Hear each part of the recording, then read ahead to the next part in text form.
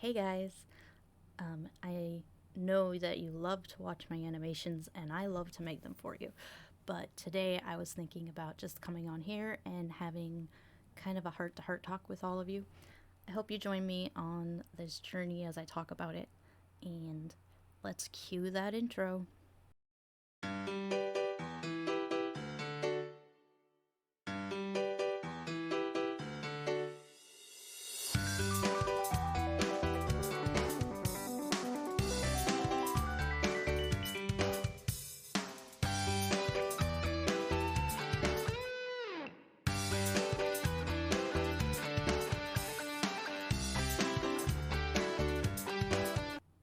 I was in bed the other night thinking about how I had never doubted my religion before I had actually left, and looking back at it all now, just thinking about it, I guess there were lingering things there that I hadn't thought about before.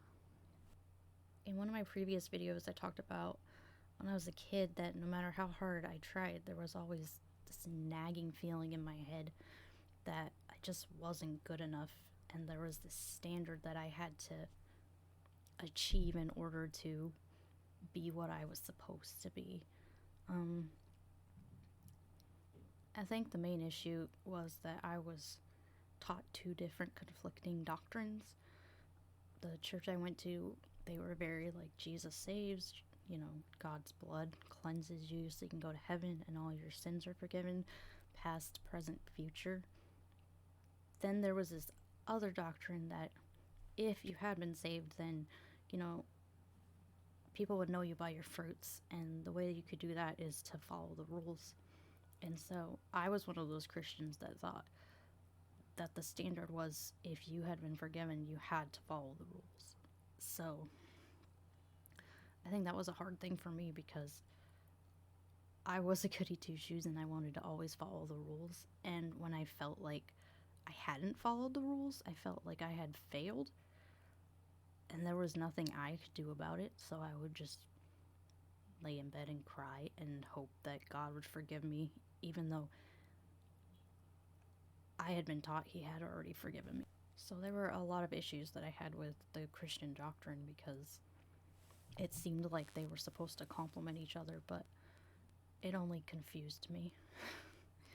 Um, but I've been talking to people this last week about, them leaving the church and some of the feelings they had while they were in the church. And it's surprising to me that I actually found out that a lot of them felt the same way that I had felt, and I felt like I was a failure and fake, and that I wasn't what I was supposed to be. Like, all these people were being blessed and having these amazing testimonies and these amazing stories of things that God had done in their lives, but I had not seen any evidence of that in my own life.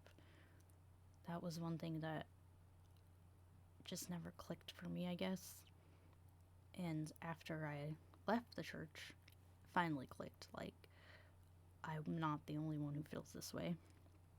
There are others out there who definitely see issues in the church and definitely don't understand how some people have these amazing experiences and others don't. So it's nice to know that I wasn't alone feeling that way.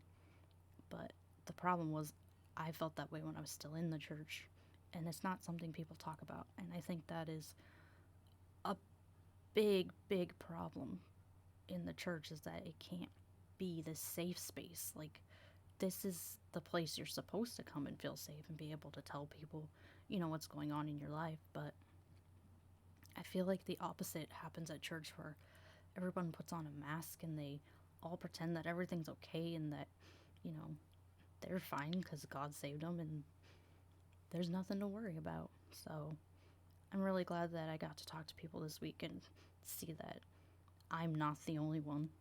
And I'm here to tell you that you're not the only one if you're still in the church and you're struggling with that.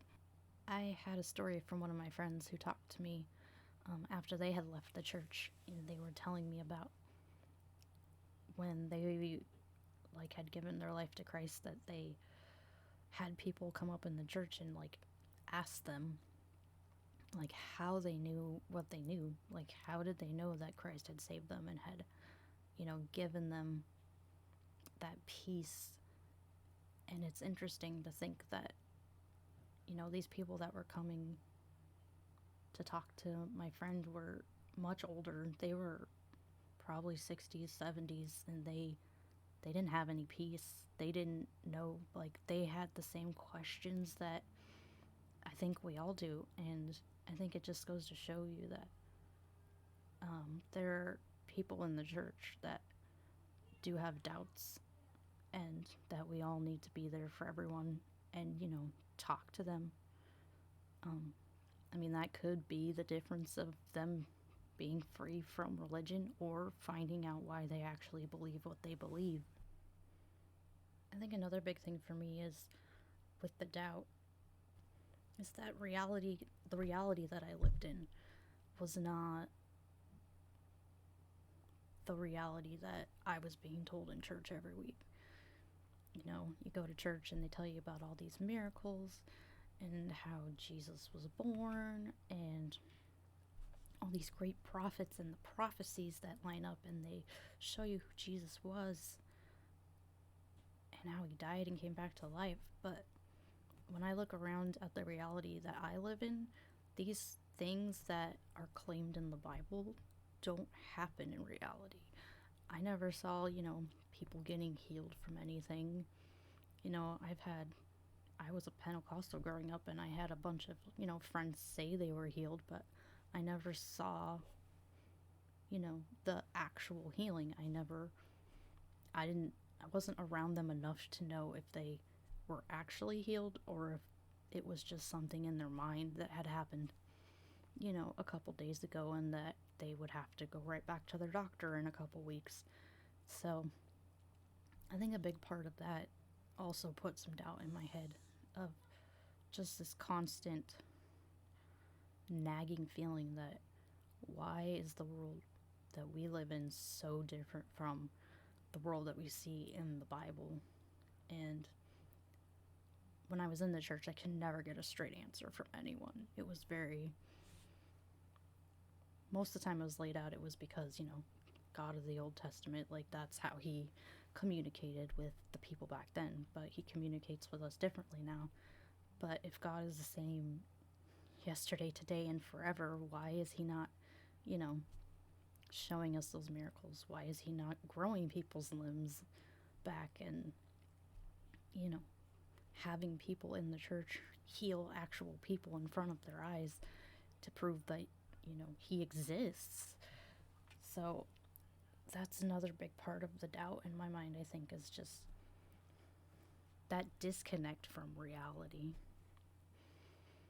I guess what I'm saying to wrap this all up is that I was just thinking about maybe there were seeds of doubt growing up, and I didn't see them until now. And looking back on my past and just thinking about it, I'm really glad that, that those little seeds are there, and they were in the back of my head just being like, you need to look into this, you need to make sure that what you're being told is true. You need to not just rely on other people to tell you what is true. And I think that's really freeing for me today, because now that I am not a Christian, I am so much happier and freer, and I can be myself.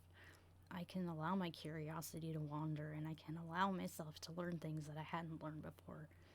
And it's opened this brand new world for me, and I am a very, very much more passionate and loving person, and I want my family to be that way, and I want my kids to be that way, and I am always gonna want to keep learning and growing as I get older.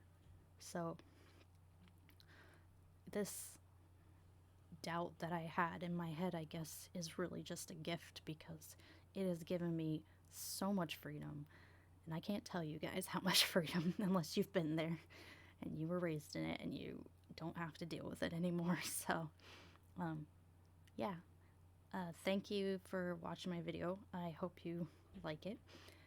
If you want to support me, I have a Patreon or a PayPal below, or you can go check out my Teespring store, We've got some mugs and some sweatshirts and some bags. I got my sweatshirt today, so I'll just show y'all right here.